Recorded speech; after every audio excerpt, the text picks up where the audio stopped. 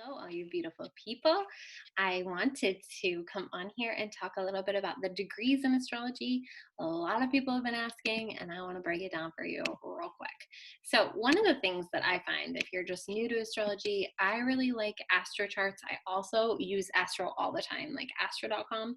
But this is what I like about Astrochartscom. So if you haven't already done this, just understand your degrees, what you have where. So this is my daughter's chart, and so I'm looking like her sun is at 0 degrees Libra, her moon is at 7 degrees Libra. So looking at this just really quickly gives you the breakdown of what degrees are in where, and it's a little bit clearer to read for my eyes and the way that I read things than the Astrochart, which is what I use for everything else. And I love the beautiful charts at Astrochartscom. And if you go on my website, I have a link at the bottom of the homepage to astrocharts.com. But when I'm looking at this astro.com chart, this is what I look at for when I'm reading charts. And the reason being is that it is how I learned to read charts, and it works for me, and it's very clear. Here we have planet Earth. X marks the spot, Earth. If you went out 360 degrees in every direction, it would create a circle naturally. And this circle would be the atmosphere or the sky, because we have sky below the earth and above the earth, right? And if you were born at nighttime, your sun is like below the earth, below the horizon here. And so let me not to get too far on that. This 360-degree atmosphere of the sky around your earth at the time you were born also has that band of animals, the zodiac, and this is this outer circle. Each zodiac sign has 30 degrees in it.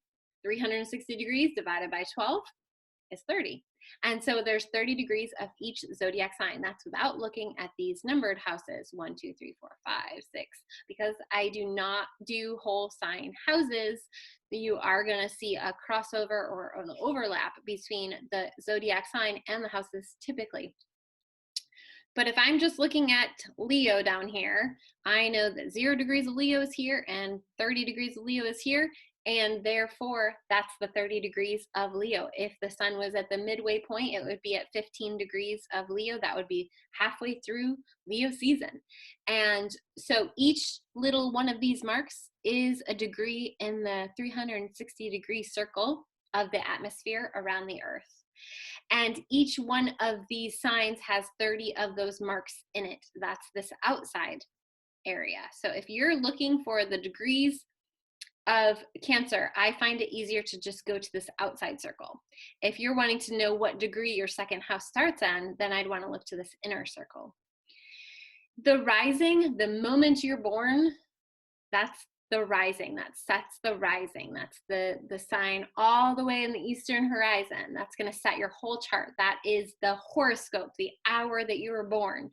And so if you're wanting to understand degrees, it really is helpful to know your degree point of your rising, because it marks the start of your first house. It marks the start of your chart.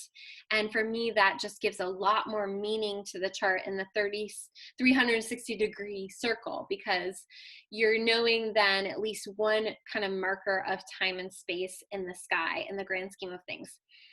So when I say look to what degrees your sun is in, right, you'd look and you'd say, well, that's kind of hard to read, so let me come down here. Oh, my sun is at 1 degree of Pisces. This is the chart for today, so that's why it says that. But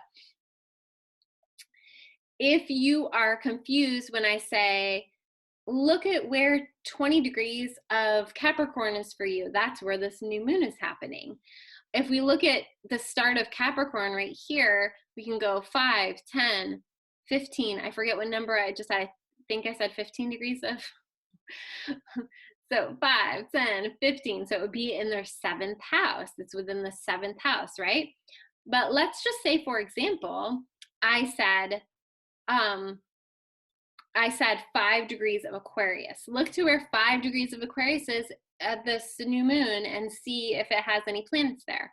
Well, in this case, 5 degrees of Aquarius is in their 8th house, but look at all these planets on the cusp of the 9th house, still in Aquarius. We would say they would still be getting influence from this new moon because their Saturn right there is at 7 degrees. And I just said the new moon was at 5 degrees. So that's within a 3-degree orb. That is very highlighted. So really this person would think about that ninth house and Saturn in their 9th house for the new moon and setting intentions. So I just wanted to go over that really quick. I know it's really quickly. If you want to learn more about astrology, I have a whole 12 module, 12-week course that goes over all of this in depth, slower, with worksheets and 2 one-on-ones with me. If you're interested in that, reach out. I hope you have a beautiful day, and I hope this made sense. Let me know in the comments if it made sense. Have a beautiful day.